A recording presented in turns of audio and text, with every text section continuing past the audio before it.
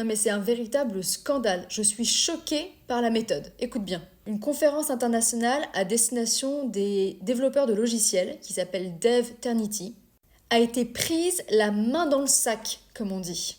Et vous savez pourquoi? Ferme les yeux et imagine une conférence tech qui attire certains des conférenciers et conférencières les plus prestigieux. Et maintenant, ouvre les yeux, reviens à la réalité et imagine cette même conférence qui a inventé des profils féminins de toutes pièces en tant que speaker et que malheureusement, ces femmes ont décommandé au dernier moment. Oh là là, pas cool, elles sont tellement pas pros. En fait, ces femmes n'ont jamais décommandé leur présence. Elles ont simplement été inventées de toutes pièces. Alors, on sait que le monde de la tech, il est très masculin et que au lieu d'aller chercher les 20% de profils féminins qui quand même existent dans ce milieu, c'est pas comme s'il y avait 100% de mecs dans ce milieu et 0% de femmes. Non, pas du tout. Et ben, on préfère quand même, au lieu d'aller chercher ces 20%, on préfère les inventer. C'est tellement plus simple. Donc si tu veux rencontrer une développeuse de chez Uber ou de chez Coinbase ou d'une autre société très connue de la tech, lors de cette conférence, eh bien, passe ton chemin, parce qu'elles ne seront jamais là.